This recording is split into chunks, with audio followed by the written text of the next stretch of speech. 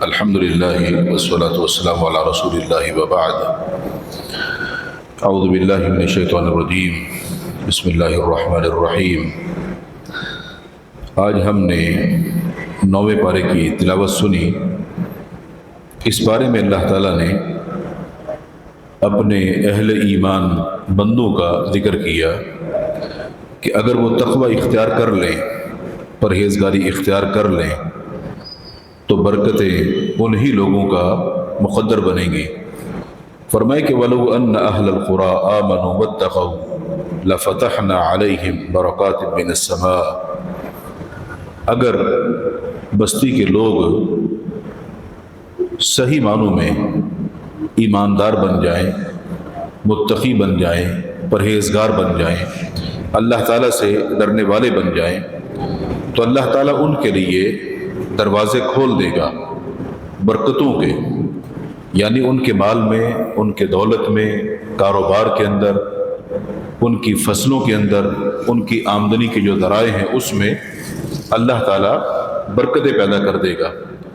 ان برکتوں کے حصول کے لیے شرط یہ ہے کہ اللہ تعالیٰ پر صحیح معنوں میں ایمان ہونا چاہیے، ایمان پکا ہوگا اور حقیقت میں اللہ تعالیٰ سے ڈرنے والے ہوں، یعنی اگر نیکی کریں تو اللہ کے ڈر کی وجہ سے، اگر گناہ چھوڑیں تو اللہ کے ڈر کی وجہ سے، اگر تقوی کا یہ معیار بن جائے تو پھر برکتیں ان لوگوں کے لیے ہیں اور اللہ تعالیٰ ان کے لیے دروازے کھول دے گا۔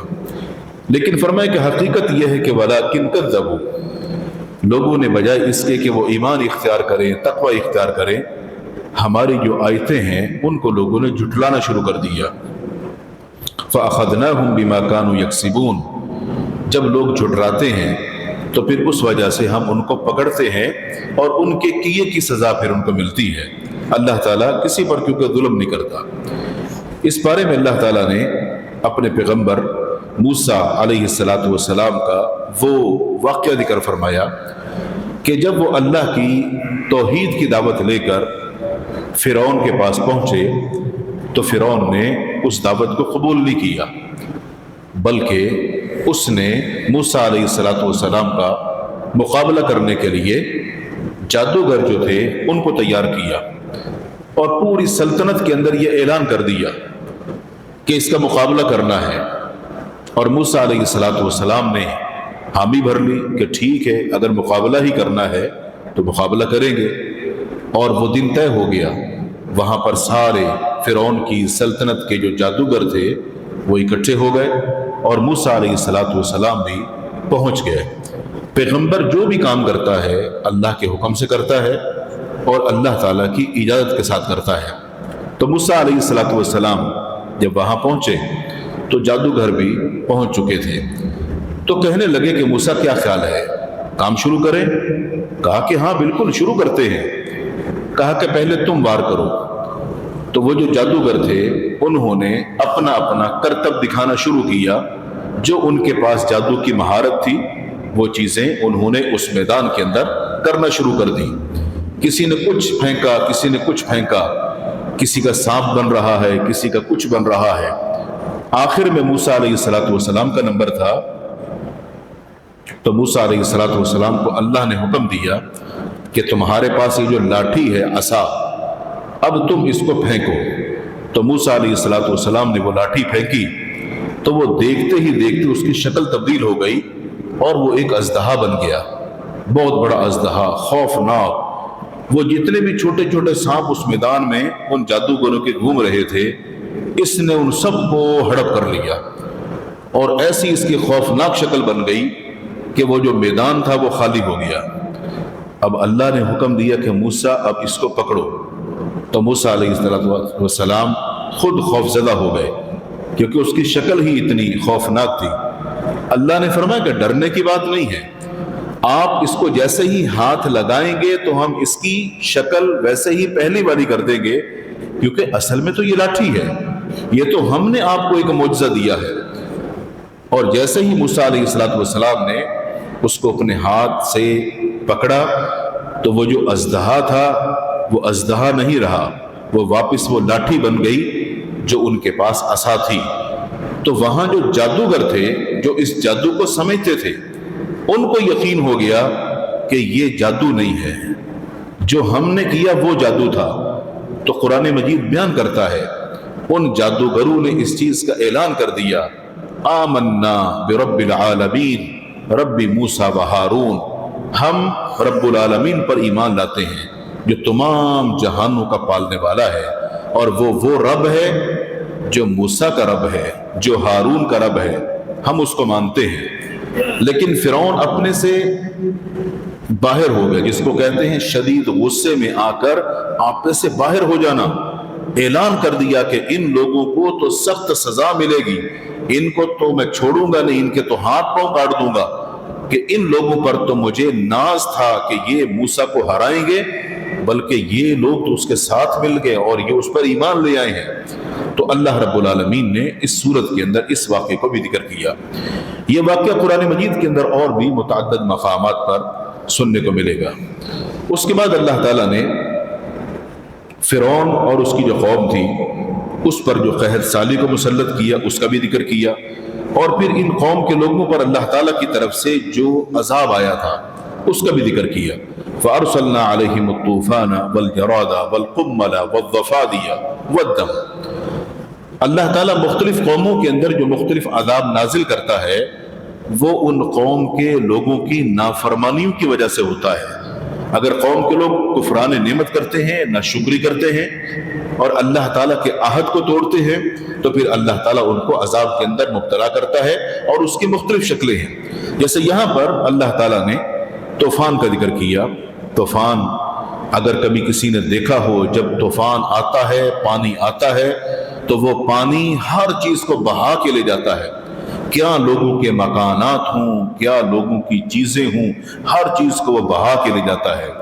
تو طوفان کا ذکر کیا، اور فرمایا کہ دوسرا ہم نے ان پر ٹڈیوں کا عذاب نازل کیا۔ ہم جانتے ہیں کہ اگر کسی فصل میں ٹڈیاں آ جائیں تو وہ فصلوں کو تباہ و برباد کر دیتی ہیں، اور وہ انسان کے اختیار میں نہیں ہوتا، اور جب وہ اللہ کے عذاب کی شکل میں ہو تو پھر اس کا کوئی بھی حل نہیں ہوتا اور لوگ اس کا مقابلہ نہیں کر سکتے۔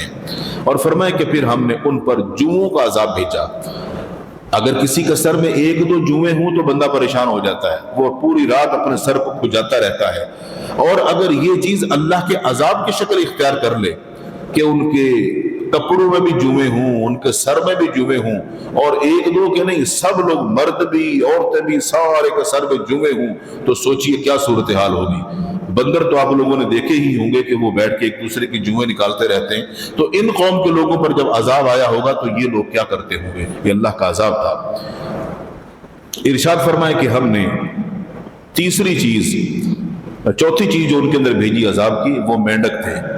مینڈک کی اتنی کثرت، فصلوں کے اندر مینڈک تو آپ لوگوں نے دیکھے ہوں گے، لیکن اگر وہی مینڈک ان کے گھروں کے اندر آ جائے عذاب کی شکل میں تو پھر ان لوگوں کا تو جینا حرام ہو جائے گا۔ اگر کبھی کسی نے گاؤں دیہات کے اندر دیکھا ہو کہ سردی کے موسم میں وہ جو برساتی مینڈک ہوتے ہیں وہ نکل آتے ہیں، ان کو چھوٹے چھوٹے بچے ہوتے ہیں، اگر وہ گھر کے اندر گھسائیں تو بندہ پریشان ہو جاتا ہے۔ لیکن اگر یہ اللہ کے عذاب کی صورت ہو اور وہ مینڈک ہر جگہ ہوں، آپ کے کھانے میں، آپ کے بستر میں، تو انسان کہاں جائے گا۔ پھر اللہ تعالیٰ نے ذکر کیا کہ ان کے عذاب کے اندر ایک چیز خون کی تھی۔ بظاہر تو وہ پانی رکھتے تھے یا پینے کی کوئی بھی چیز، مشروب وغیرہ، لیکن جب اس کو وہ استعمال کرنے لگتے تھے تو اس کا رنگ تبدیل ہو جاتا تھا اور وہ خون بن جاتا تھا۔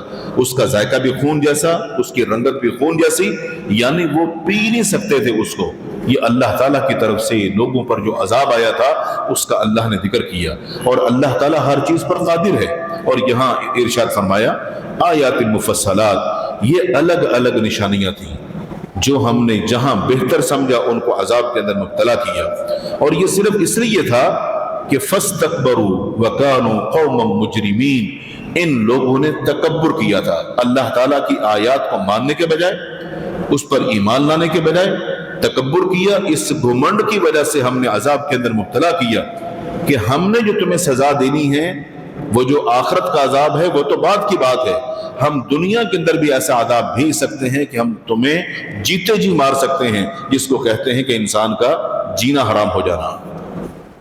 اس کے بعد اللہ تعالیٰ نے بنی اسرائیل قوم کی وہ حالت بیان کی کہ جب موسیٰ علیہ السلام اللہ تعالیٰ سے ملاقات کے لیے طور پہاڑ کی طرف گئے تو پیچھے جو قوم کے لوگ تھے انہوں نے گل کھلائے، وَاتَّخَذَ قَوْمُ مُوسَىٰ مِن بَعْدِهِ مِنْ حُلِيِّهِمْ عِجْلًا جَسَدًا لَهُ خُوَارٌ۔ ان لوگوں نے کیا کیا کہ سونا پگھلا کے ایک مجسمہ بنایا، جیسے گائے کا مجسمہ ہوتا ہے، بڑا خوبصورت کر کے سونے کا بنا کر تراش کے اس کو ایک خوبصورت سانچے پہ ڈھال کے اس کو بنا لیا اور اس کو پوجنے لگے، اور اس کو اس انداز سے بنایا کہ اس میں ہوا کی کراسنگ ہوتی تھی۔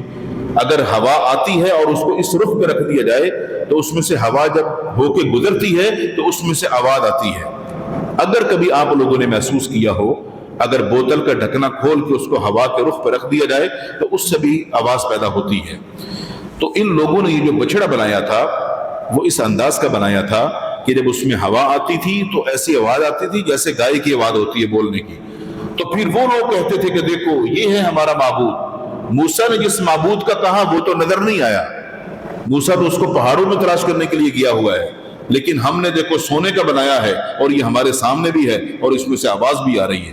تو وہ قوم کے لوگ اس گمراہی کے اندر مبتلا ہو گئے، اور پھر دیکھیے کہ اللہ تعالیٰ جب کسی قوم کو ان کی مت مار دے تو پھر وہ اللہ تعالیٰ کی معرفت کو حاصل نہیں کر سکتے ہیں۔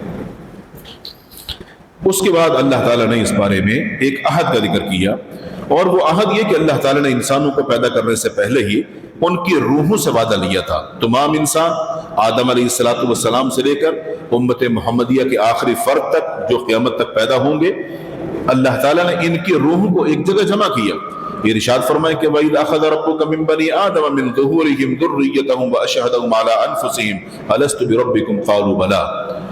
لوگوں اس وعدے کو یاد کرو کہ جب ہم نے تم سے تمہارے باپوں کی پیٹھوں کے اندر وہ عالم ارواح کے اندر جو وعدہ لیا تھا، اور اس وقت ہم نے تم سے یہ پوچھا تھا أَلَسْتُ بِرَبِّكُمْ، بتاؤ میں تمہارا رب نہیں ہوں، تو تم سب نے کہا تھا قالوا بلا، تم سب نے یک آواز کہا تھا کہ بالکل اللہ تو ہی ہمارا رب ہے۔ تو جب اس وقت تم نے یہ اقرار کیا تھا کہ اللہ تو ہی ہمارا رب ہے تو تم یہ وعدہ کیسے بھول سکتے ہو؟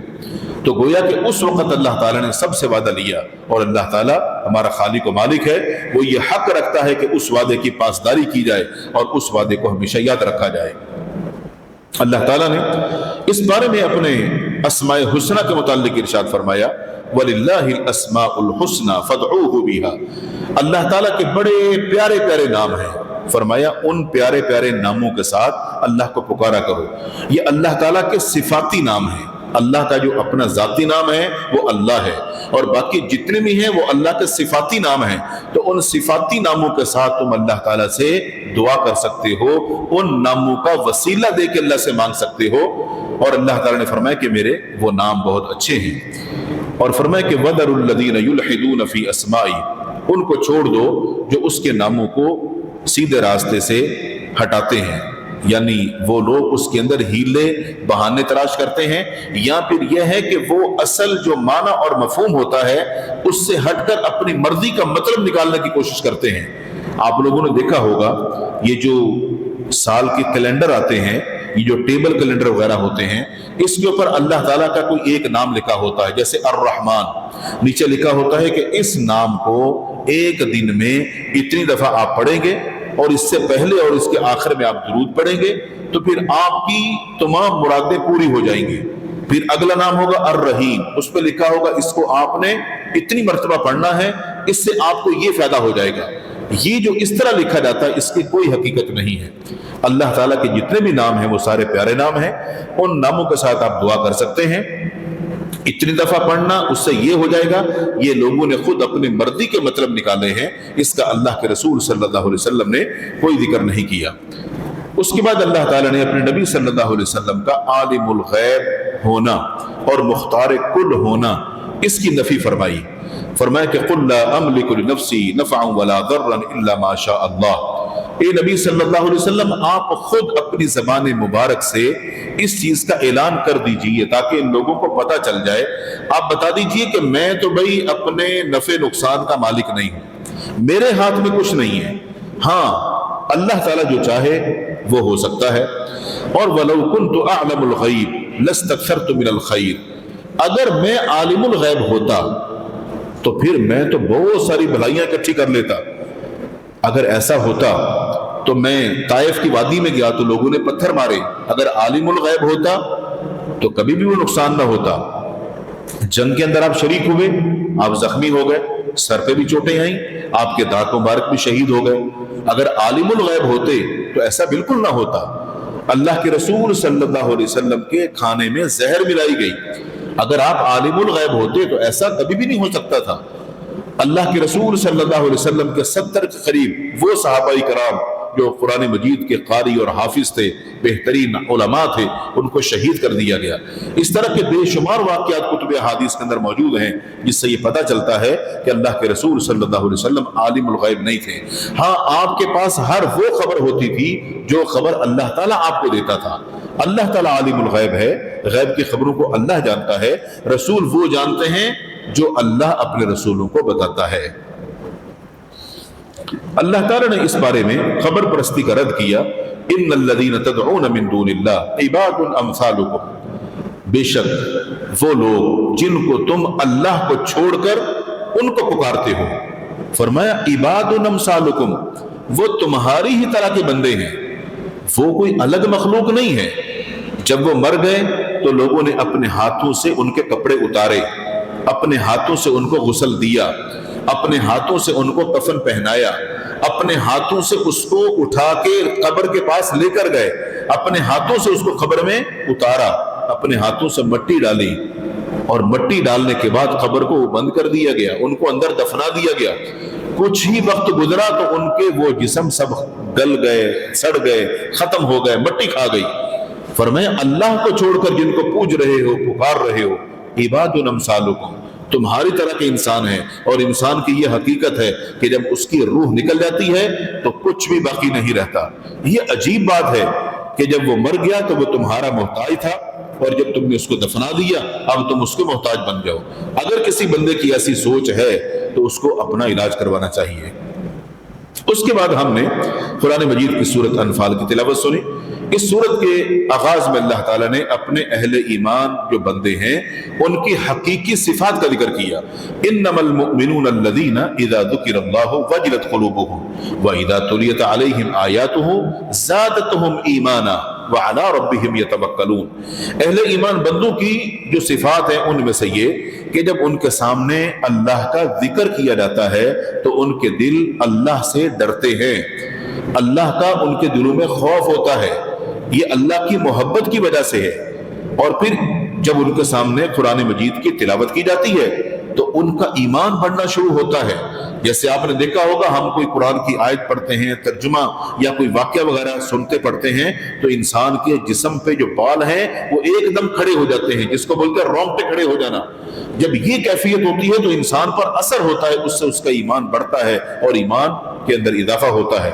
اور اہل ایمان کی ایک صفت یہ ہے کہ وہ اپنے رب پر ہی توکل اور بھروسہ کرنے والے ہوتے ہیں.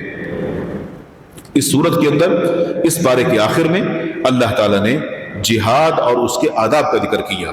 یا ایھا الذین آمنوا اذا لقیتم الذین کفروا زحفا فلا تولوهم الادبار. ایمان والو جب تم جہاد کرنے کے لیے اس میدان کے اندر اترو تو تم نے کفار کا مقابلہ کرنا ہے اور ڈٹ کر ان سے لڑنا ہے. یہ تمہاری جو لڑائی ہے یہ اللہ کے دین کے غلبے کے لیے ہے, وہاں سے پیچھے نہیں بھاگنا. اگر کوئی میدان سے پیچھے بھاگ گیا تو اللہ خوب جانتا ہے کہ کون پیٹ پھیر کے بھاگتا ہے. ہاں اگر تم میں سے کوئی لڑتا ہوا چال چلنے کے لیے اگر پیچھے ہٹ کے پھر پلٹ کر وار کرتا ہے ان کو دھوکہ دینے کے لیے, تو جو ایسا کرے گا اس کو بھی اللہ جانتا ہے. لیکن میدان جہاد سے بھاگنا نہیں ہے, یہ کبیرہ گناہوں میں سے ہے. مزید تفصیل انشاءاللہ جہاد کی اگلے پارے کے اندر بھی آئے گی. اللہ تعالیٰ سے دعا ہے اللہ تعالیٰ ہم سب کو دین کو سیکھنے, سمجھنے, اصلاح کرنے اور عمل کرنے کی توفیق عطا فرمائے. وآخر دعوانا الحمدللہ رب العالمین.